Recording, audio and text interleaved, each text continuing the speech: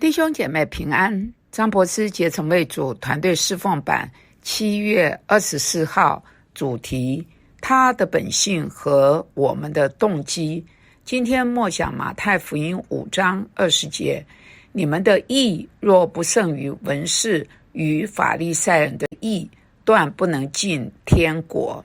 第一段，门徒的特征不是他做好事我们行善我们觉得门徒就是行善，不，我们的特征不在于我们行善做好事，而是他的动机是良善的，被神超自然的恩典改变而成为良善。唯一超越正确的行为的，就是我们正确的本体你的所事是正确的，你的所为也是正确的。耶稣基督来，要在任何愿意接受他的人内心里面置入新的遗传，而这个新的遗传呢，是具有超越文士跟法利赛人的义。耶稣是在说，若你们是我的门徒，你们不仅在你的行为上必须是正确的，而且呢，你的动机、你的渴望，还有你最深处的心思意念也必须是正确的。也就是说，你的动机必须是如此的纯洁，以至于全能的神呢，看不出来有什么要责备的。谁能够站在神永恒的光中，而没有什么可以让神责备的呢？那只有神的儿子。还有呢，耶稣宣告，通过他的救赎，他可以把他自己的本性放置在任何人里面，使那个人呢，像孩子一样的纯洁单纯。神所要求的纯洁那是不可能的，除非在我里面能够重新被塑造，而这个正是耶稣通过他的救赎所做的。第二段，没有人可以通过遵守法律、遵守律法来使自己纯洁。耶稣基督并没有给我们一些规则条例而是给了我们他的教导，而他的教导呢，是只能够被他放在我们里面的他的本性来诠释、来解读的真理。耶稣基督救恩的伟大奇妙，是他改变了我们的遗传，他不改变我们人性，他是改变人性的源头，把人性的源头改变了，从而也改变了他的动机。今天来自张博士的智慧与出于真的门徒里面的一句话，这一句话呢在4月8号他的复活命定，4月21号不可以伤害主，6月11号到达那里里面出现过的，就是我们一定要很谨慎提防要当心不要用神的话来换取更适合我们自己的那种观念你自己认为怎么样子，你就把神的话用来换取适合你自己的那种观念，我们不可以这个样子的。那当我们今天在默想我们的义要胜过文士跟法利赛人的义，而这个是不可能的，除非就是神的儿子自己的义才能够胜过文士跟法利赛人，而神的儿子把他的义给到我们。那怎么给到我们呢？就是他整个改变我们里面，整个我们里面被改变，而我们整个里面被改变是那个源头，从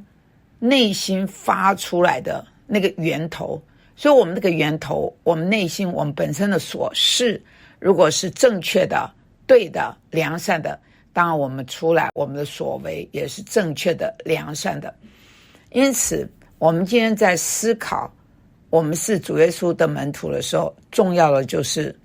很多人外面言行举止都很好，然后都说要有好见证，但其实是窃夺了神的荣耀，因为他们行事为人的动机，我们行事为人的动机根据基督教伦理学就是铁三角，就是我们行事为人，我们的目的是不是荣耀神以神为乐，然后我们动机是不是出于爱神爱人，最后我们才来谈我们做那件事情方法手段合不合圣经。所以当你在思考怎么样才能够叫做我们行出来的事是美事善事呢？那就是不是只是言行举止看起来美看起来善，更是里面出来的那颗心，那个动机，那个渴望，那种心思意念。所以可能我们要思考一下，今天我服侍神，我的动机是什么？我活着，我说话，我做事，每一句话，我的动机是什么？我在家里面比方说夫妻之间的关系，我们彼此之间的关系现在如何？那我每次在讨论事情的时候，为什么最后会变成很不愉快？我们的动机到底是什么？比方说丈夫买了一束花庆祝妻子的生日，或庆祝他们结婚周年等等，妻子就觉得你太浪费不需要买这种花。然后呢，丈夫就觉得受到批评很难受，妻子也觉得丈夫浪费钱根本就没有买我要的。好，那我们借着我们这样的表达，我们到底想要什么？我们想要什么？可能就妻子来说，她想要她要的东西，结果丈夫没有给她。她可能里面有马门，她觉得买花就凋谢了，然后呢丈夫并没有买她要的，她觉得不划算，所以可能里面有失望，也认定丈夫你应该知道我在想些什么，但是你又没有表态嘛。然后丈夫这里他借着当妻子说他浪费的时候，他很不高兴他就可能说了一些话，那么他借着他的不高兴的气氛，那种氛围，那种情绪接着他表述出来的言行举止动机，他想要获得什么？这就是我们的动机丈夫很显然就是要获得人们的，特别是妻子的肯定，结果得不到。所以对我们来讲，我们到底要怎么样保有我们动机在神面前是纯洁的呢？那除非我们里面本身就是纯洁的，除非耶稣基督放到我们里面的，他重新再造我们。那如果我们真的是重生得救，我们做每一件事情，我们的动机应该就是从心里面给主做，为主做，就这么的一个最美好的动机。所以我们可能今天真的不需要想太多，而是我最近我跟我的配偶，我跟我的家人，我跟我的孩子们关系如何？最近我跟我的同工们关系如何？我们一定要思考我们的动机。最近呢有一个同工，他就辞了我们的同工，就永远不再加入我们的团队。然后呢，我当然觉得很遗憾，然后我们理监事也觉得很遗憾，然后我真的就觉得很可惜。起因也都是非常小就是他们本来妻子承诺要接下一个工作事工，结果没有做，然后事后这个妻子说他不认为那个叫承诺，他不觉得他跟我讲的那个叫承诺。我说你没有遵守你的承诺，他认为我只是说而已，不代表我承诺你我要做那件事。可是他真的说了，他们夫妻俩真的说了，然后他就说这个是我们标准不一样，我们解读不一样。后来因为他发到同工群，大家也说了他可能才意识到，然后礼拜天他可能也意识到，他平常跟女儿讲话说我们今天晚上要吃比方说土豆，结果呢没有做，那突然想起来中午才跟这个孩子们讲好的，所以就会问孩子说妈妈是不是这个叫承诺？然后是妈妈说过但最后他们还是去比方说讲好说要吃土豆，然后呢就真的遵守了承诺，所以他才意识到他平常讲话很随便，然后就来道歉。那我这个人带同工，我不是要利用别人来工作，因为这是神的事工，没有人我们就不开课嘛，我们就不做培训嘛，有人神自然就会使用，然后成为更多学员的祝福嘛。但是同工对我来讲很重要，就是生命，所以我怎么去帮助这个姐妹？因为她的逻辑思维其实蛮有能力的，蛮强的我本来以为这对夫妻经过假以时日，他们可以作为我们将来团队的一个说一个团队一个队长吧。那蛮可惜的，这个姐妹自尊心太骄傲了，傲到她不能够允许被说，然后她甚至会觉得别人说她的态度不好，其实原先说她的时候态度根本没有什么不好，只是她一直在狡辩。然后这件事情呢她并没有去真的从里面反思，因为其实这件事情我后来就说了，但是她从来没有来个别跟我谈过，没有。那我就觉得挺遗憾的。为什么？我就想，好吧，你既然是慢的人，我就让你去思考。结果呢，突然之间弟兄就说永久退出。我真的就觉得我就跟白师母说，可能我伤到这个姐妹的自尊心但是呢又不忍心，因为毕竟我们的信仰是要传承的，将来我们都要过去，然后年轻人要起来。我真的很不忍心这一对这个弟兄将来被他的妻子给绊住，可能他妻子那个自尊心他就是过不了。然后呢我就写了一些感谢的话，后来我就想，我就跟百合师母说，我说这样子吧，还是像平常这样，我呢就扮演黑脸，你呢扮演白脸，你还是去谢谢他们吧，然后也欢迎他们以后 anytime 任何时间，如果他们要再回来，若神许可，我们能够再同工的话，那我当然不是说我是保罗啦，然后他们是马可，不过圣经上也注明了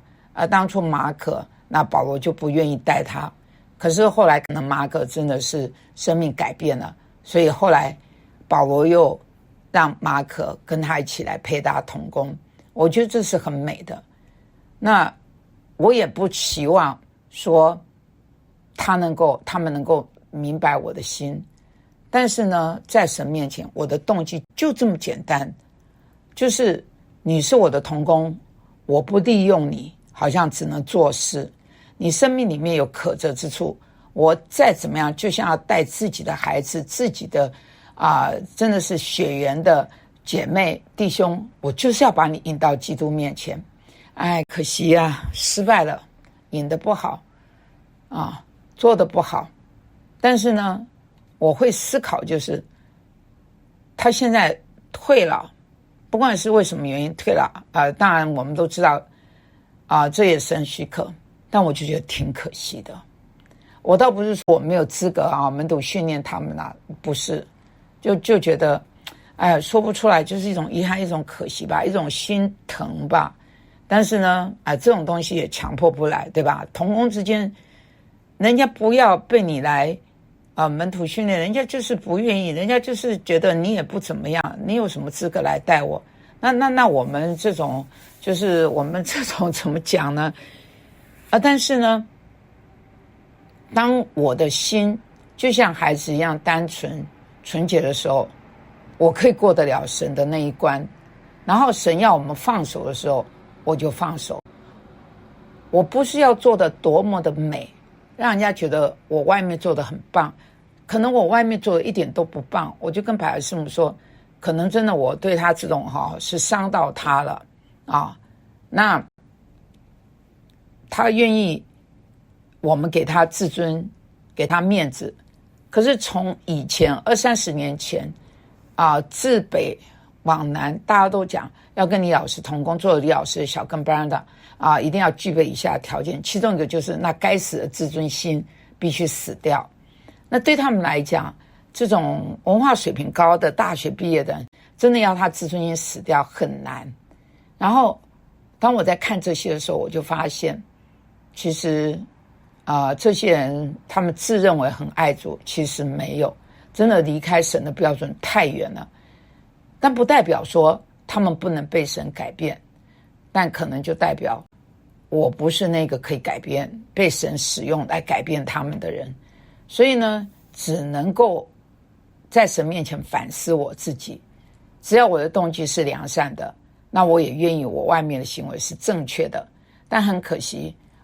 尽管我里面过得了神那一关，可能外面至终还是伤到别人的自尊心。所以我跟白海师母说，你去说一些话吧，你去说一些反正我演黑脸你就演白脸吧，就是不要让对方感到好像我们就是说好啊，你吃啊，我就让你吃嘛，然后sayonara拜拜再见，我们老死不相往来，也不要，就是说留一个地步吧，让他们觉得好受一点。将来如果他们还愿意跟我们一起同工我们随时欢迎。我说把你写吧，反正人家对我心里面可能也有怨，我不合适出面我说你去吧。那在这件事情里面，我就一直在思考，当我们服侍神的时候，我们里面的动机到底是什么？我们经得起别人来给我们反馈吗？我们真的有看见我们里面真的那种想要窃夺神的荣耀，想要让大家都觉得我们很好，其实我们并不好。然后我们没有做到我们该做到的，一人发了誓，虽然吃亏也不更改，说了已经说了，然后呢没有做到，那我们只能接受别人给我们反馈说很抱歉我没有做到。而且只要你说一声抱歉我没有做到，人家也不会觉得你咋，也不会追着你。但是你要说很抱歉我没有做到的时候，是必须要看到你跟神，因为神说将来要凭我们所说的每一句话句句定我们为义，或句句定我们为有罪。所以呢，重点就是我跟神，不是说我在外面做得多好。说真的没有人可以靠着遵守神的话来让自己呢 pure 纯洁，没有的。耶稣讲的话是真理，而这个真理呢，只能被他放在我们里面的他的本性，我们的源头，我们人性的源头被改变，是他把他的 Christ nature 基督的本性放到我们里面，然后我们才有他的本性来看事情，来解释事情。所以我们真的要提防不要把神的话跟我们认为的观念做了一个交换，然后呢我们就用我们的观念认定神的意思。我们真的很需要自我反思，我行事为人，我跟大家一起配搭服侍，我的动机，每一个互动如果有愉快或不愉快，我的动机到底是什么？我们的神求你再次用笑脸光照我们，向我们扬脸，赐我们平安，那样的来带领我们看清楚我们做每一件事情的动机。特别在我们人际关系里面有一些卡住的时候，有一些不愉快的时候，主我恳求你不要让我们真的给魔鬼留了地步，以至于很多事情没有讲明，没有到你面前带到基督你的十字架那里去对付去处理，这样子久了真的会留下苦毒。你告诉我们，我们的义如果没有胜过文士跟法利赛人，可是文士跟法利赛人他们的义，他们的行为，他们遵守律法，遵守到连那个小不溜秋的1.1都守住了，他们外面守得非常的漂亮。可是你说我们不是只是外面，我们必须要里面是正确的所事 right being 正确的本体，而我们正确的本体是被你改变的，是你把你的本性放在我们里面，是你把你的义放到我们里面，否则我们怎么可能会超越文士跟法利赛人的义呢？而这个就是我们愿意接受你给我们的新的人性的遗传，而不是旧的老亚当的罪人的那种自己呢在自己世界里面发号施令做王，那种自我独立自己做主统治自己，也不是呢靠着自己自立自足好像觉得自己很了不起，有能力做到。那当然更不是什么都出于考量到自己的利益好处，自我中心。恰恰相反，我们是接受你的主权，你说了算。我们是依靠你，因为在我们里头一点良善都没有。最后我们是为你而活，我们什么都是为了你，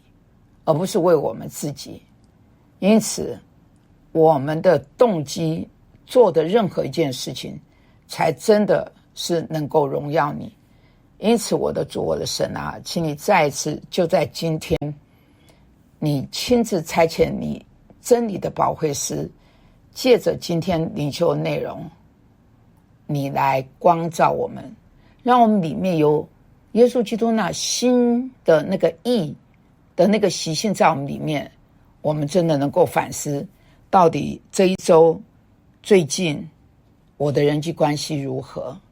我所做的真的都是能够是你的门徒那样的言行举止，还是我窃夺了你的荣耀，我亏缺了你的荣耀，甚至我亏欠了对别人的爱。主啊，光照我们，使我们再一次被你用笑脸来光照，你来赦免我们的罪，当我们向你认罪的时候。因此你把你属天的平安赏赐给我们，奉耶稣基督的名祷告，阿们。